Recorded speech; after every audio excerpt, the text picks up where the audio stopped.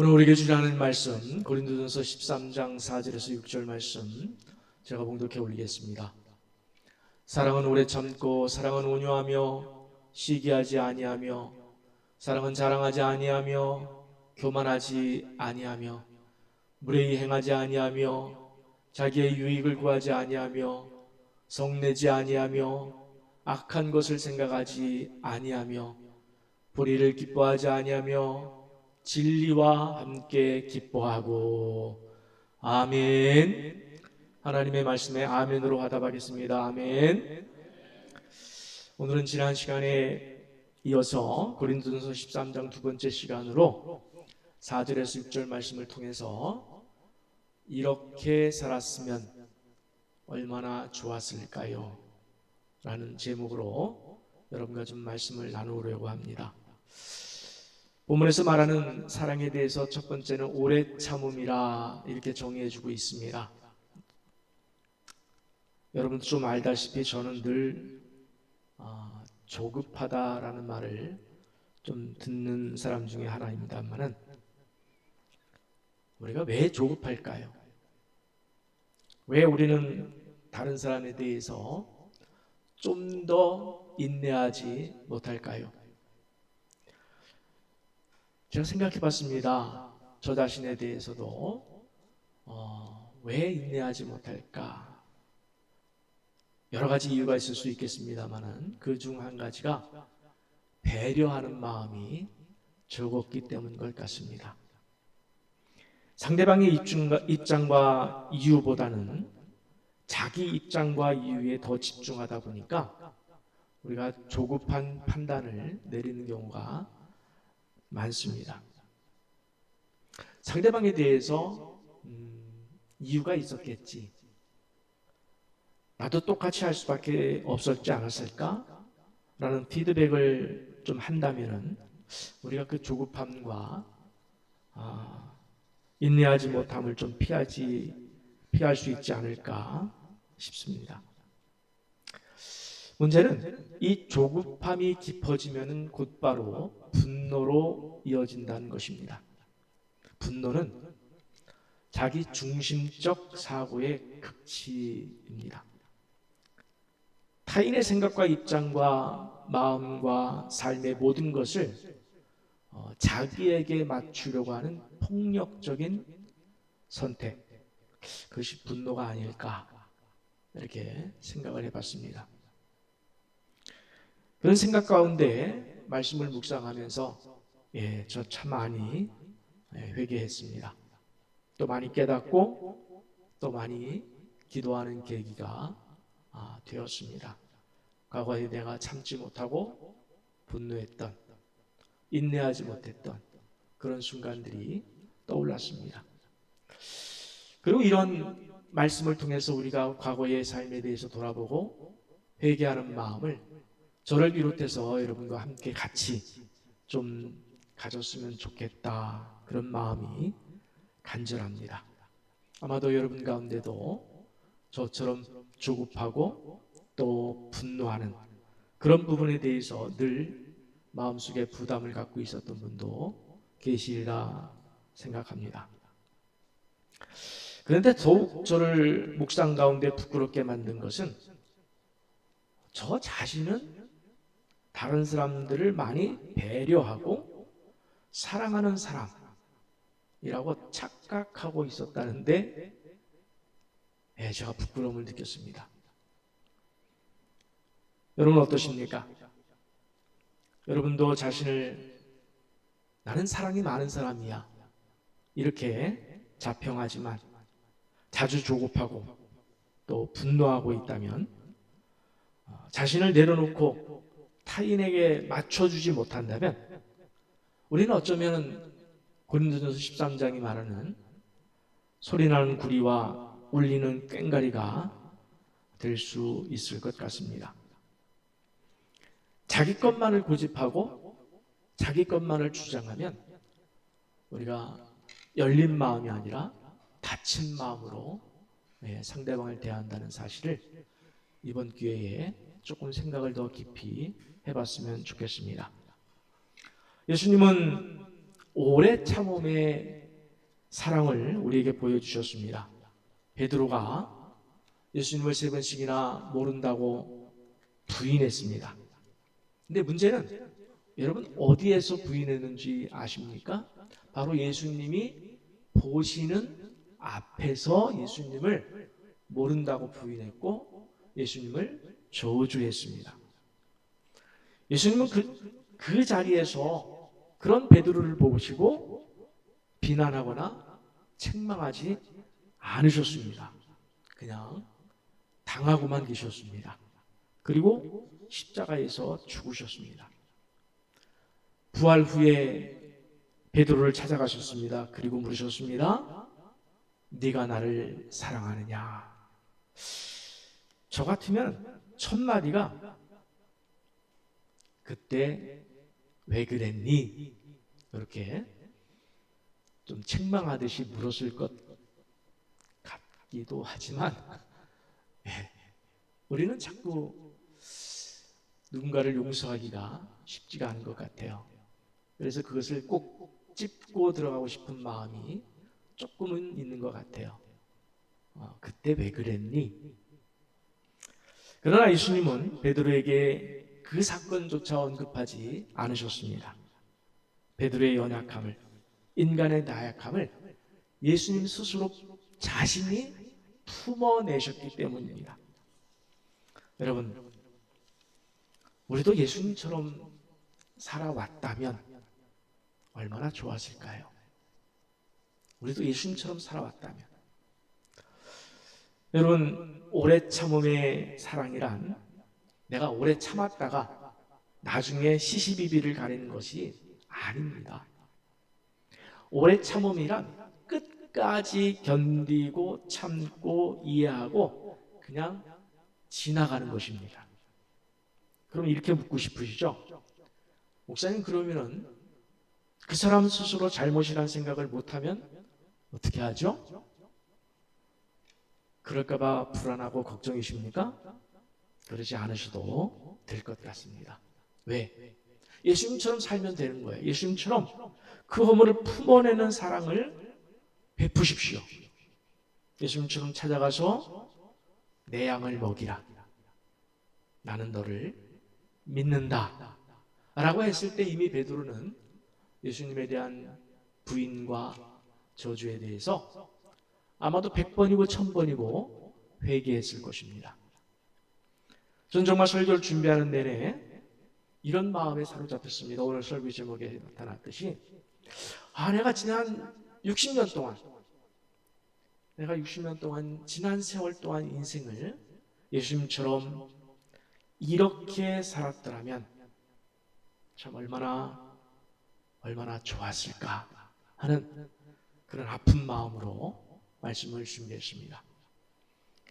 그래서 설교 부제를 이렇게 살았으면 얼마나 좋았을까? 여러분 한번 우리 같이 한번 해볼까요? 시작. 이렇게 살았으면 얼마나 좋았을까? 이렇게 살았으면 얼마나 좋았을까? 그리고 잘못 살아온 과거를 붙들고 후회하기보다는 오늘 이후라도 정말 예수님처럼 내가 오래 참는 삶, 인내하는 삶을 살아내면 얼마나 좋을까 여기에 집중하기 시작했습니다. 여러분도 같은 마음이시기를 바랍니다. 아멘. 두 번째로 사랑은 온유하다라고 했습니다. 온유하다라는 말에는 참 많은 뜻이 담겨 있습니다. 부드럽다, 따뜻하다, 친절하다, 인내하다, 차분하다, 선을 추구한다 등의 여러 가지 의미가 담겨 있습니다. 그리고 격정과 감정적인 분노의 폭발을 통제할 뿐만 아니라 다른 사람의 격정적인 감정조차 수용하고 포용해 줄 수 있는 마음, 그것이 바로 온유입니다. 그래서 온유함은 일반적으로 세상 사람들은 이렇게 말합니다. 온유하다. 이것은 약한 마음이다. 사람이 그렇게 약해서 어디다 써먹겠냐? 이렇게 비난하는 사람도 있습니다만은 온유한 절대로 약한 것이 아닙니다. 강력한 능력이고 강력한 실력이고 강력한 생명이 그 안에 담겨 있기 때문에 그렇습니다. 예수님 스스로 온유함으로 십자가를 감당하셨고 온 인류의 죄를 담당하셨고 예수님 스스로가 그 온유함으로 이 세상을 품어내셨기 때문입니다. 여러분, 아무리 강팍하고 완고한 사람이라 할지라도 그 딱딱한 마음을 녹이고 이겨낼 수 있는 강력한 공의와 의로움이 그 온유함 안에, 주님이 말씀하시는, 부모님이 말씀하시는 그 사랑의 온유함 안에 담겨 있기 때문에 그렇습니다. 우리 함께 민수기 12장 3절 말씀을 한번 같이 읽어보겠습니다. 시작. 이 사람 모세는 온유함이 지면의 모든 사람보다 더하더라. 아멘. 모세는 하나님이 인정해 주신 온유한 사람이었어요. 정말 성경에 이렇게 한 사람을 딱 집어서 하나님이 칭찬해 주신 경우가 많지 않아요. 근데 모세를 온유한 사람이라, 지면에서 모든 사람보다 더하더라. 부럽습니다. 모세처럼 살면 얼마나 좋았을까.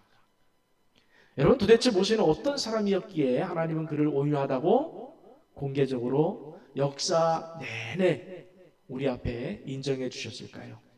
모세는 예수님처럼 살았어요. 예수님처럼 자기를 내어주는 사람이었기 때문에 그는 온유한 사람이다, 이렇게 씁니다. 모세가 하나님의 명령을 따라서 십계명을 받기 위해서 시내산에 올랐습니다. 그리고 40일을 금식했습니다. 여러분, 누구를 위한 금식이었을까요? 네, 이스라엘 백성들을 위한 금식이었습니다. 말이 40일 금식이지 저로서는 사실 엄두도 못 낼 만한 그런 기간이었습니다. 예전에 제가 7일 금식하고 자율신경이 다 무너졌습니다만, 그때 기도원에 가서 금식하는 목사님들 말씀을 들었더니 한 분은 40일 금식을 하고 이 기억 상실증이 오셨더라고요. 또 한 분은 40일을 금식했더니 관절이 나갔어요. 그래서 걷지를 못하시는 것을 말씀을 들었습니다. 그토록 무서운 것이 40일인데 지금 모세는 그런 몸이에요. 그런 몸으로 이제 시내산에서 내려오고 있었어요. 십계명 돌판을 들고서. 근데 산 밑에서 백성들이 어떻게 쓰고 있었습니까? 금송아지를 만들어 놓고 이것이 우리를 출애굽시켜서 구원해 주신 여호와라 그러면서 광기를 부리면서 춤을 추고 먹고 있었습니다. 한마디로 어떠십니까, 여러분? 분노할 일 아닙니까? 모세는 들고 있던 돌판을 그냥 산 아래로 던져버렸습니다. 얼마나 분노했을까요? 하나님이 직접 만들어주신 돌판을 던져버렸어요. 또 하나님도 진노하셨습니다. 그래서 백성들을 그 자리에서 멸하시겠다라고 그렇게 하나님이 불같은 진노를 내실 때 모세가 하나님께 뭐라고 했는지 아십니까? 이런 배은망덕한 백성들은 죽어 마땅합니다. 그렇게 말하지 않았습니다. 여호와여, 그들의 죄를 용서하여 주옵소서. 그렇지 아니하시오면 원하건대 주께서 기록하신 책에서 내 이름을 지워버려 주옵소서. 지금 무슨 얘기하는 거예요? 주님, 용서하여 주옵소서. 저 백성을 그러지 않으실 것 같으면 제 이름을 생명책에서 지우시옵소서. 여러분, 이런 말 할 수 있겠어요? 모세는 백성들 앞에서라면 자기 인생의 플러스 마이너스를 계산할 줄 몰랐습니다. 그냥 예수님처럼 한없이 자기를 백성들을 위해서 내어주는 그러한 태도였습니다. 모든 것을 내어줬어요. 그렇지 않아요? 내 생명을, 내 생명책에, 내 이름을 생명책에서 지우시는 한이 있더라도 저 백성을 용서하소서. 여러분 이럴 수 있겠습니까? 백성들에 대한 분노와 책망보다는 긍휼함과 불쌍히 여기는 마음이 앞섰어요. 하나님 앞에서 자신의 의로움을 확인하기보다는 백성들의 못남을, 백성들의 어리석음을 자기 몸으로 그걸 떠안았어요. 그걸 떠안았어요. 저는 목회자로서 참 많이 부끄러웠어요. 내가 과연 이런 목사일까? 아니에요. 발 뒤꿈치도 따라갈 수 없는 모습이에요. 너무 부끄러웠습니다. 그 백성들의 못남을 자기 온몸으로 떠안았어요. 아니, 백성들을 위해서라면 자기 영혼의 생명까지도 버리는 마음이었습니다. 여호와여, 그들의 죄를 사하시옵소서. 그렇지 아니하시오면 원컨대 주께서 기록하신 책에서 내 이름을 지워버려 주옵소서. 여러분, 우리도 이렇게 살아왔다면, 여러분, 우리가 지금까지 이렇게 살아왔다면, 아니 또 앞으로 이렇게 산다면 얼마나 좋을까요? 여러분, 그런 마음 드십니까? 아멘. 여러분, 우리가 이렇게 산다면 얼마나 좋을까요? 한 번뿐인 인생인데 하나님께서 한 인생 살다가 당신에게 오라고 했는데 그 인생을 우리가 이렇게 살아낼 수 있었다면 얼마나 좋을까요? 예수님께서도 말씀하셨습니다. 마태복음 11장 29절 함께 있습니다. 나는 마음이 온유하고 겸손하니 나의 멍에를 메고 내게 배우라.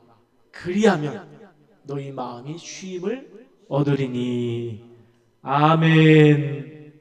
여기서 중요한 것은 여러분, 온유하고 겸손한 이후에 찾아오는 결과값이 뭐냐는 거예요. 결과가 뭐죠? 너희 마음이 쉼을 얻으리니 라고 했습니다. 여러분, 우리가 온유함과 겸손함을 베푸는 것은 상대방을 위한 것이라고 생각을 해왔어요. 그런데 지금 하나님은 뭐라고 말씀하시고 계시냐면은 그 온유함과 겸손함의 그 결과값이 내게 손해만 되고 나는 희생만 하고 나는 불행해지는 그런 그림이 절대 아니라는 말씀이에요. 온유하면 먼저 온유한 내가 쉼을 얻게 된다. 내가 먼저 복을 받는다. 그렇게 말씀하시죠. 여러분, 온유하면 어떻습니까? 한번 생각해 보겠습니다. 온유하면 조급하지 않습니다. 자기를 볶아대지 않아요. 그죠? 온유하면 자기를 볶아대지 않아요. 온유하면 분노하지 않습니다. 온유하면 삶에 여유가 생깁니다. 그리고 사람을 대하는데도 여유가 생깁니다. 남을 이해하고 그를 위해서 희생하면 내가 죽는 것이 아니라 내가 다시 살아납니다. 마음이 편해집니다. 감정적인 분노의 폭발에서 오는 상처에서 벗어날 수 있습니다. 그리고 온유하면 무엇보다도 다른 사람의 마음과 처지와 인격이 소중하게 여겨지는 그런 마음의 복이 내게 임하는 줄 믿습니다. 아멘. 여러분, 세상을 살아가는 데 있어서 가장 중요한 것들 가운데 하나가 관계죠. 사람과의 관계. 여러분, 관계가 좋으면 어떻습니까? 여러분, 한번 점검해 보세요. 내가 어떤 사람과의 관계가 좋으면 만나는 것이 불편하지 않아요. 그냥 만나고 싶어요. 오히려 편하고 행복해요. 그런데 그 사람과의 관계가 좀 깨졌어요. 그럼 어떻습니까? 내 마음이 먼저 불행해요. 불편해요.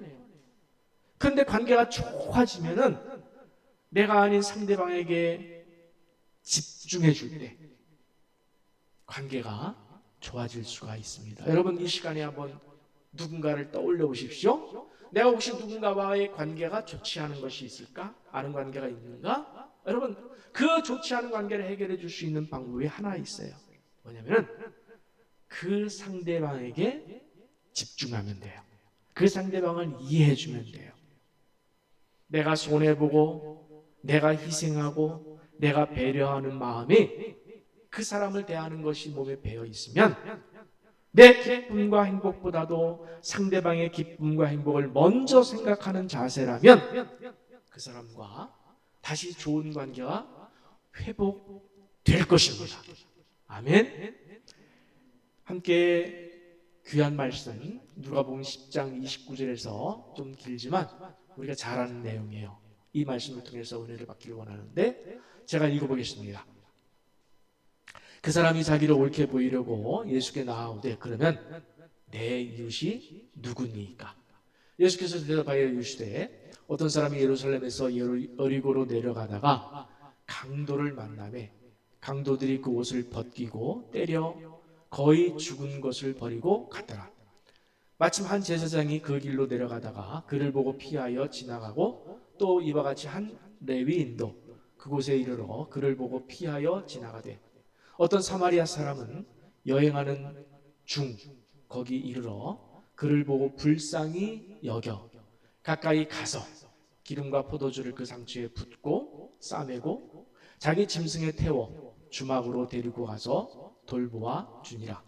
그 이튿날 그가 주막 주인에게 데나리온 둘을 내어주며 이르되 이 사람을 돌보아 주라. 비용이 더 들면 내가 돌아올 때에 갚으리라 하였으니 내 생각에는 이 세 사람 중에 누가 강도 만난 자의 이웃이 되겠느냐? 이르되 자비를 베푼 자니이다.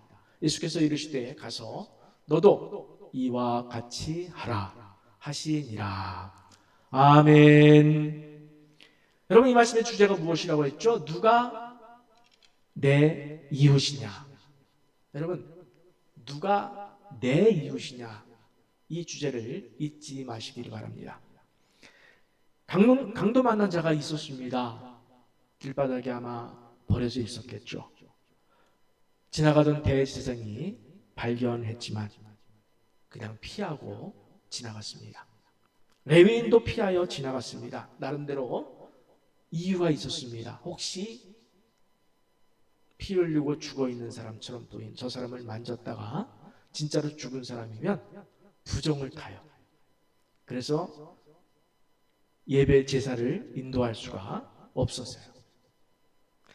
대제사장과 레위인은 자기 입장에서만 그 사마리아 사람을 강도 만난 사람을 바라본 거예요. 그래서 지나갔어요. 그러나 사마리아 사람은 달랐습니다. 첫째, 불쌍히 여기는 마음이 앞섰습니다. 이것저것 계산할 것 없었습니다. 가까이 다가갔습니다. 많은 사람들이 사실 여기서 막히지요. 다가가는데 우리가 주저하죠. 왜 막힙니까? 내게 손해가 될 것 같으니까. 우리는 이 지점에서 자꾸 주저합니다. 피하기도 해요. 그리고 피할 수밖에 없는 정당한 이유를 찾아서 자기 합리화를 하죠. 그리고 양심에 미안함이 없이 그 자리를 피합니다. 여러분, 우리는 정말 불쌍히 여기는 마음, 손해를 감수하는 마음, 나를 내려놓는 마음에서 혹시 실패해 오지는 않았습니까? 그럼 어떠십니까? 내가 그때 그 순간에 그 사람에 대한 그 불쌍히 여기는 마음으로 내가 대했더라면 하는 그런 후회함이 없습니까? 그 순간 내가 사마리아 사람처럼 다가갔더라면, 그 사람에게 손 내밀어 주었더라면 얼마나 좋았을까? 그런 마음이 들지 않습니까?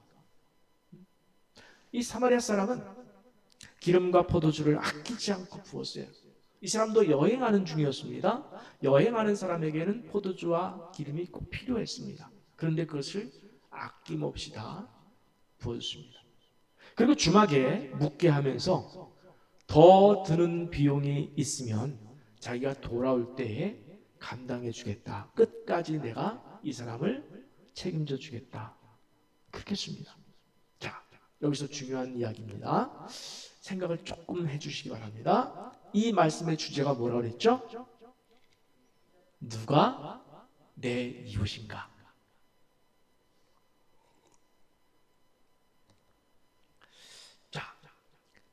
두 가지로 우리가 이해할 수 있어요.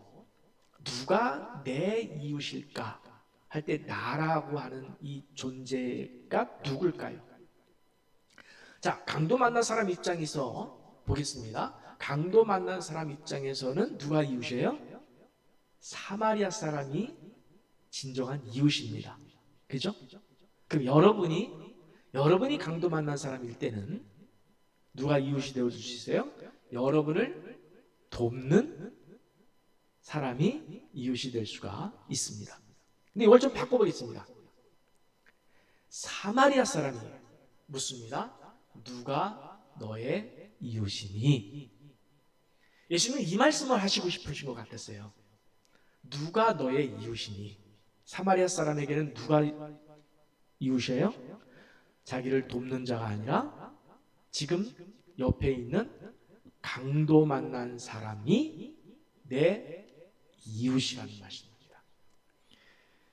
여러분, 이 사마리아 사람에게는 아무도 이웃 삼고 싶어 하지 않은 사람들이 피하여 도망가는 강도 만난 사람이 내 이웃이라는 거예요.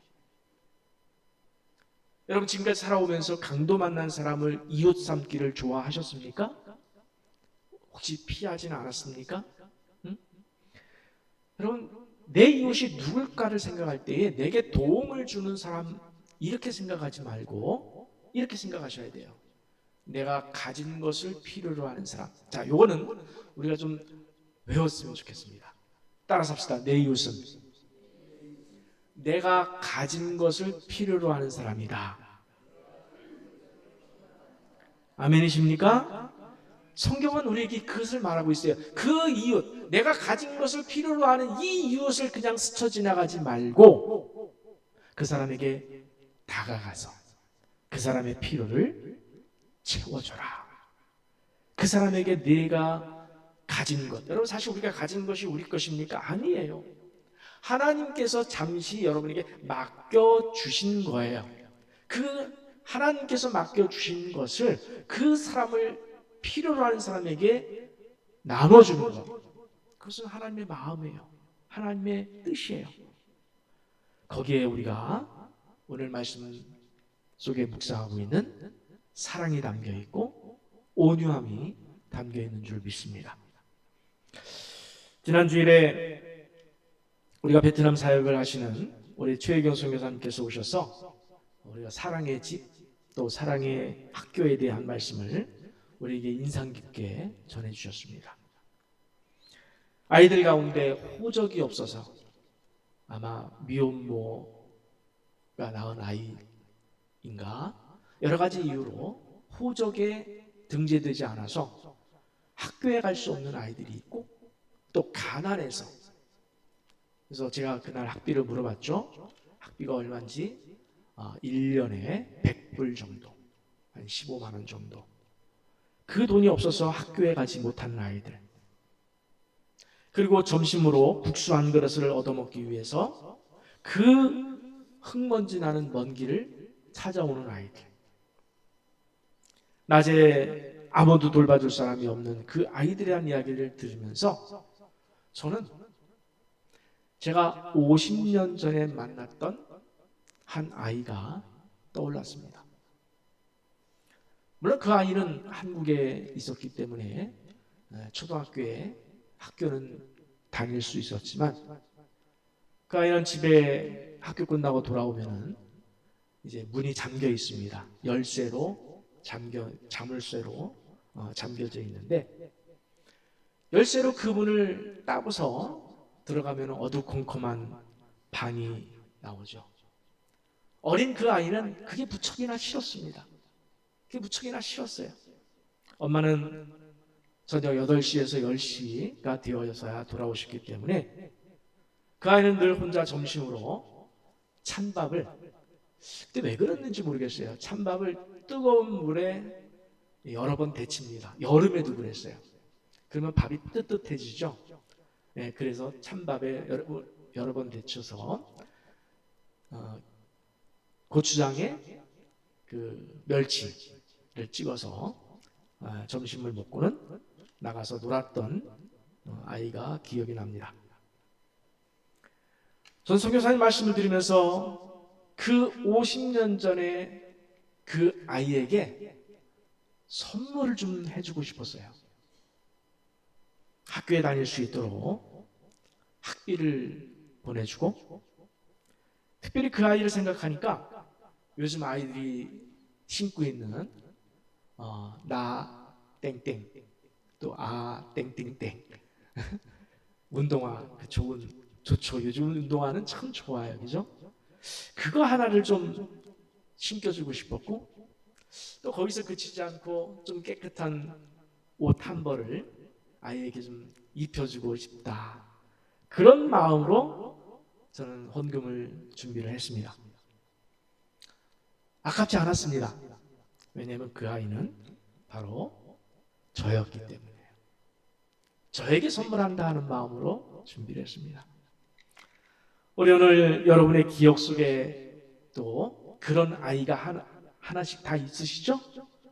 여러분이 어렸을 때 40년 전, 50년 전, 60년 전 만났던 그 아이, 가난 속에 있었던 그 아이, 베트남에 지금 있는 그 아이들과 같이 가난 속에 있던 그 아이에게 선물하는 마음으로 우리가 베트남 선교원금 특별헌금을 좀 드렸으면 좋겠다는 그런 마음이었습니다. 오늘 많은 분들이 드렸습니다마는 혹시라도 내가 그 아이에게 선물하는 것이라면 조금 더 참 선물해주고 싶다, 그런 마음이 드실 것 같아서 다음 주에도, 오늘 또 준비하지 못하신 분들을 다음 주까지 저희가 선물을 베트남 선교헌금을 해서 전에 우리 최혜경 선교사님에게 보내드리도록 하겠습니다. 제게는 저만이 가지고 있는 삶의 원칙이 하나 있습니다. 언젠가 한번 말씀드린 적이 있는데, 내가 찾아가진 못해도, 물론 찾아갈 수 있는 사람은 찾아가겠지만 내가 찾아가진 못해도 하나님께서 내게 보내주신 기회는 놓치지 말자, 그런 철학이 하나 있어요. 원칙이 하나 있습니다. 우리가 베트남에 그 아이들을 찾아가진 못하지만은 그 소식을 들은 것은 저는 하나님께서 우리에게 그들을 도우라, 그런 명령인 줄 믿고 그 아이들을 위해서 이번 기회에 놓치지 마시고, 이 기회가 다시는 오지 않습니다. 이 기회에 헌신해 주시길 바랍니다. 그리고 훗날 우리가 오늘을 생각하면서 오늘 설교 제목처럼 이렇게 살았으면 얼마나 좋았을까라는 후회가 아니라, 그때 그렇게 나도 명절을 앞두고 조금 어려웠지만은 힘써서 그때 그렇게 그 아이에게 선물하길 참 잘했다 라면서 조금은 덜 후회할 수 있는 그런 인생의 회고가 있는 그런 기회가 되었으면 좋겠다, 그런 마음으로 오늘 말씀을 정리하겠습니다.